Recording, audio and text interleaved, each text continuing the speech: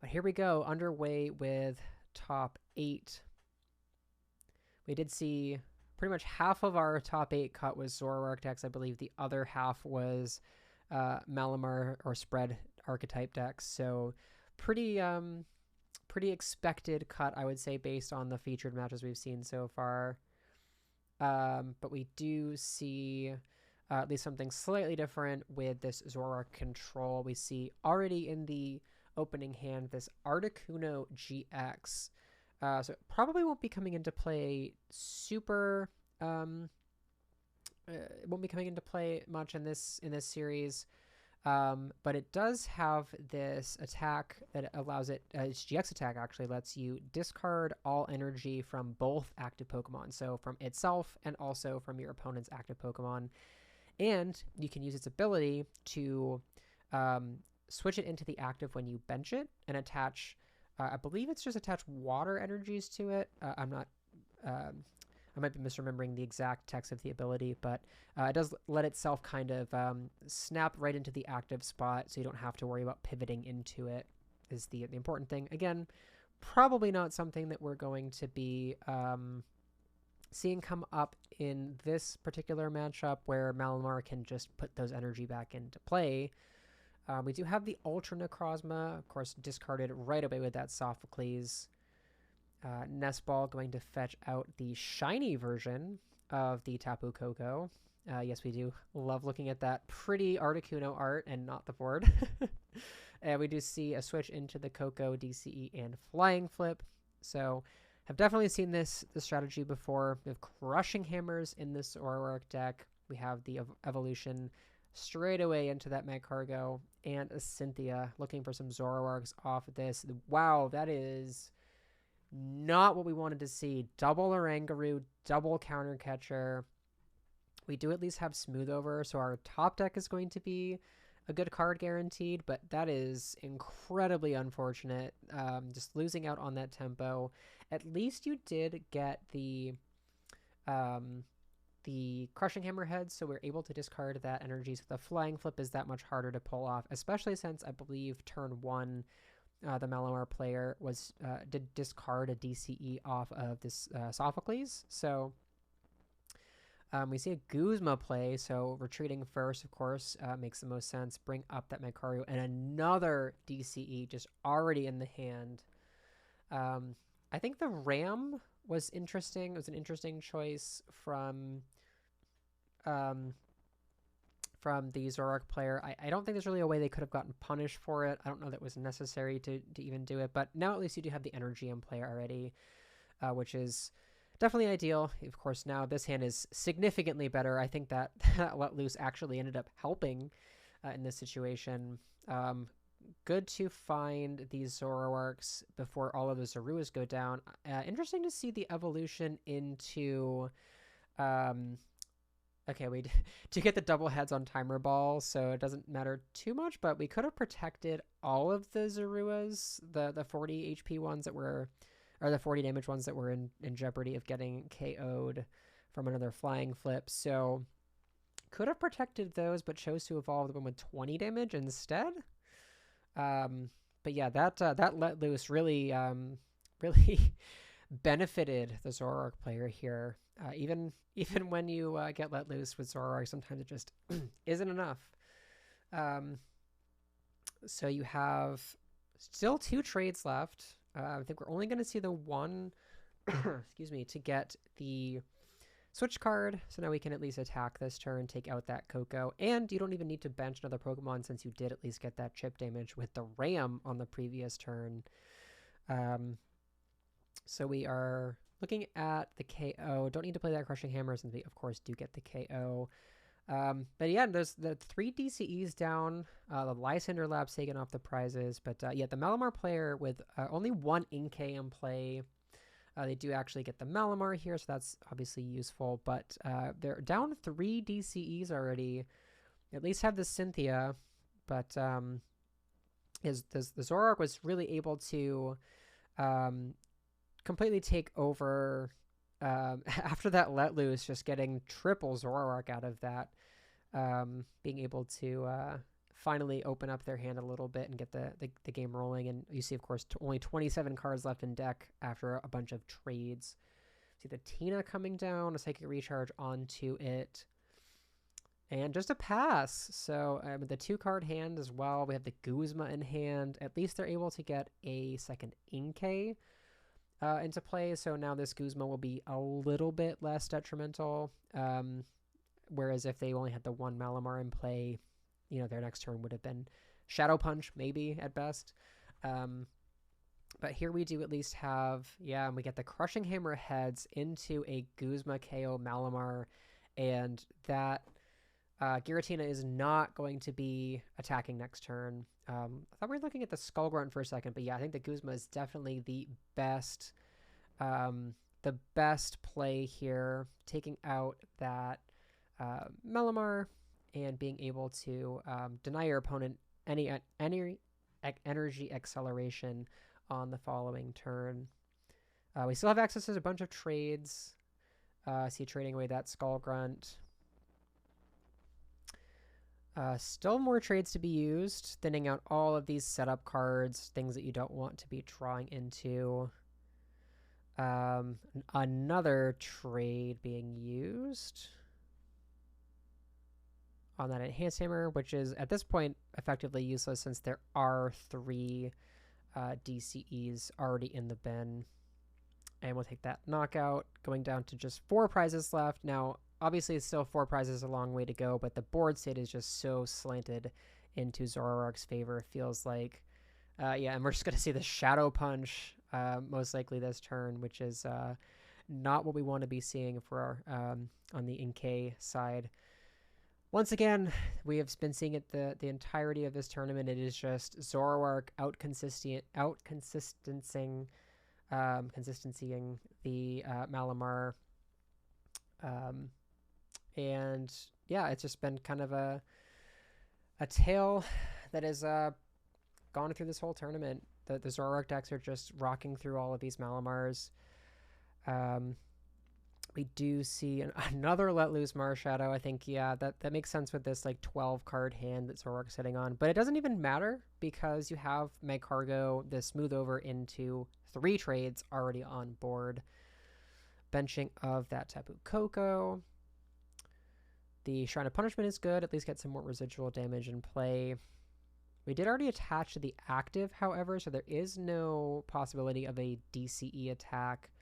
And there's no possibility of a Psychic attack, like Psychic attach plus the Psychic Recharge to attack with the Koko this turn. So yeah, it is just going to be a Shadow Punch. A little bit of chip damage plus the Shrine ticks. We have the Counter Stadium right away. And we have some search cards. We have the Cynthia as well if we want to just get a fresh 6. But just going with the Smooth Over, I think maybe just going for a little more conservative, just kind of guaranteeing yourself the card you want. Trade away that Timer Ball, definitely, and pick up this Acerola off the Smooth Over. We have the Rainbow Energy. Probably not going to be super useful. I do like this pickup of the Zorua, though. It takes away a prize potentially off of the flying flip if we were able to get there, and we are just continuing to churn through the deck. Once again, we just have the Max Potion in hand. We have so many cards that can just wipe away all this damage and prevent your opponent from doing anything. And with the Marshadow weak to Dark, it doesn't even matter how many Pokemon Zoroark has in play, really. Able to just take that KO and go down to 3 prizes. So we'll see what Malamar can cobble together here.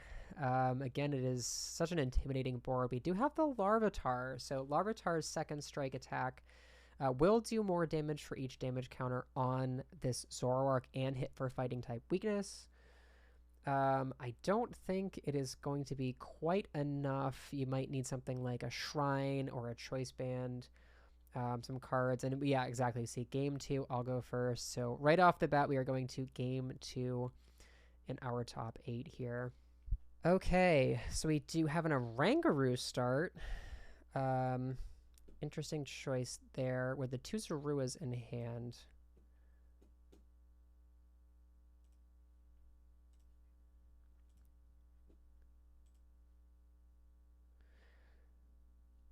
Right, and we do have a Nest Ball off the bat, an Acrobike, another Acrobike. Much like trekking shoes, they seem to come in pairs. So we do have the DCE attachment and a Cynthia. So off of Cynthia, really looking to find some more Inkays. You might be looking for that Let Loose Marshadow. We will find one of those cards off this Mysterious Treasure, and we are going right for the Let Loose. So I think this is probably the best line that you can take. You're down game 1. You kind of just have to spin the wheel and just kind of hope that you can stick your opponent with a poor hand. And it does, for the most part, do its job. We at least get a Zorua down, and this Ultra Ball can find a Tapu Lele. So not going to stick them, unfortunately. And I don't actually see a Lele in deck. I'm not sure if they're just prize. I have to imagine they're playing Lele in there. But yeah, now we're really hoping that this Timer Ball does not flip double tails. So that Let Loose actually putting in work here.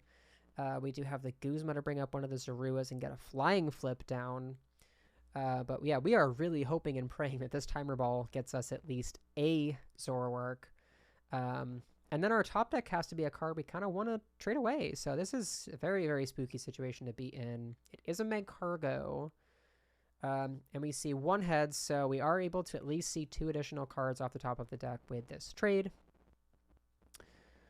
So hopefully we can get some kind of draw supporter, Ultra Ball, and DCE. DCE will do to at least put out some pressure. You're not taking a KO, and now you are taking shrine damage. I actually think that if the Malamar player can get a little bit more set up in this this extra turn, they do get the Larvitar down. We'll see what that last card in hand is. It's not anything super playable, so both players kind of stranded a little bit for the time being, but these flying flips are putting on a lot of pressure. And off the top is a Cynthia. That is a huge find into another Zoroark. We do also have a Crushing Hammer and an Acerola in hand for the following turn. Looking for a few more bench Pokemons. We do at least get the KO here. And now we're getting the train rolling a little bit. We have a prize taken. We also have the 2 Zoroarks in play with the potential of a 3rd on the following turn, and the Acerola in hand will definitely be helpful. I don't think that this... actually, it might be taking exactly a KO. Yeah, it is taking exactly a KO here. So at least taking the 2 prizes, you're able to kind of keep up with Zoroark at this point, and we don't have the DCE quite yet for a response knockout.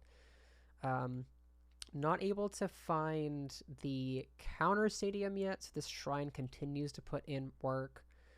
The Ultra Ball will find probably another Zorua, as we see there. Something to trade away, though. I think it's got to be the Ultra Ball, because you can't really afford to play that. Yeah. So looking for that DCE. The Enhanced Hammer, if you whiff, I guess is okay. But this could very easily go... and we do find the DCE. I was going to say, if we don't find this DCE, this could very easily swing immediately into Malamar's favor. But that DCE off the last trade is a huge find. We are able to at least get a relevant knockout, take that Larvitar out of play. But the Shrine is continuing to put in work, continuing to put down pressure. And I think this game... again, we'll see if Malamar was able to pull anything relevant off the prizes. Another Inkay. If we're able to get some more cards, okay, Tate and Lisa is great to at least get some additional draw. So, able to get set up a little bit more. Would love to find some more Malamars, try to get set up the board, develop the board a little bit. But you're actually in an okay spot. You're tied on prizes. There's the Shrine continuing to ping away. You are putting in a little bit of pressure with, this this Tapu Lele's, I think it was Psy Wave was the attack. Not necessarily what you want to be using in that situation, but able to put a little bit more damage in conjunction with the Shrine. We'll see a trade of that Alolan Muck. Without Ditto in play, there's really no way to actually get that Muck into the game. See another trade of the Elm. Again, just churning through the deck. The Rescue Stretchers is huge to get back some Zoroark pieces. Maybe that make cargo if we want that. I don't think the Articuno is necessary. I saw them hovering over that a bit, but yeah, I don't think that's super necessary. The Sableye bench is interesting. I know you need to get the damage here to actually get this KO, but that Sableye is very, very risky to put down. It only has, I think it's only 60 HP. I don't remember if it's 60 or 70, but it is very squishy compared to some of these Zoroark GXs. So, see the Acerola wiping all that damage off. I think we were unsure of if that Zorua could evolve, maybe. Might be why we didn't promote the clean one. We do still have another trade if it is desired. I think holding both of the cards in hand makes sense, though. Getting back that Acerola with the Palpad is great, and if you have the switch, you want to keep the switch in hand for sure. DCE off the prizes is a great find. Again, that Shrine is still ticking away, so we don't have any counter stadium found yet. These pings will eventually hopefully pay dividends for the Malamar player. We do find a Koko. Charging the energy onto Koko, so we're looking for, yes, we do have the Guzma play, and this is why valuing that switch in hand. I know they did still have a trade available, but having that switch already in hand, definitely going to be just what the Zoroark player needed. Trade away that Timer Ball. Definitely trade away that Counter Catcher, not going to need that. And yet another Zoroark. I feel like at this point, the advantage is swung back into Zoroark's favor. I know Malamar hasn't been doing a ton of relevant, hasn't really been able to capitalize on the little bit of a slow start from Zoroark this game. So we do see the KO with that Riot is Beating, going down to 2 prize cards. At this point, there's really nothing in play that can be stalled adequately. The Guzma onto a card like the Oranguru. You could just hard retreat it with the DCE. The Sableye does only have 60 HP, so 2 more Flying Flips, it will get KO'd. There are some shenanigans we could do with Distortion Door as well with Giratina, which we see here. See where these damage counters go. We'll go into both Zoroarks, okay. Makes sense, though. You want to put damage onto the multi-prizers, especially with that Shrine still continuing to be in play. I think it's been in play this entire game since like turn 1 or 2. Just continuing to rack up damage. That gorgeous secret rare one as well. So we see the Psychic Recharge. And is this going to be Hypnosis? It is! Wow, a Hypnosis and Tails. Wow, okay.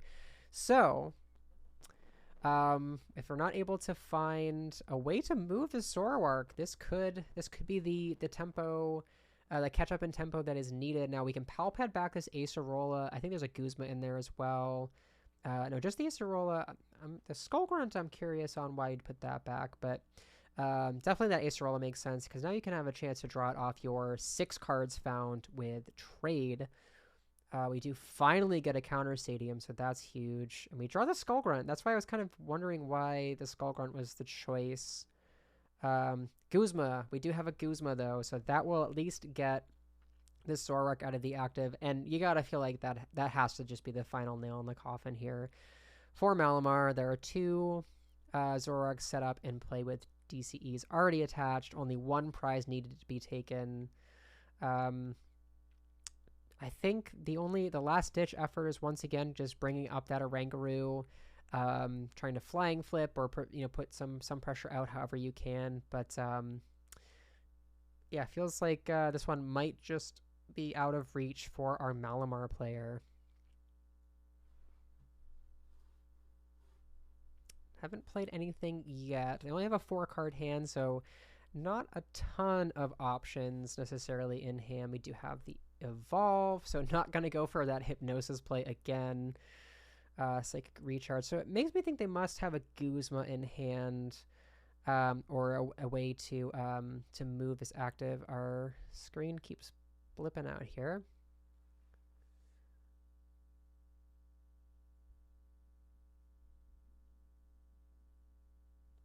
And not sure what it was, but I think it was a Guzma to bring up the Oranguru, and a Hypnosis was the play. We do have the Acerola, so that will just be game.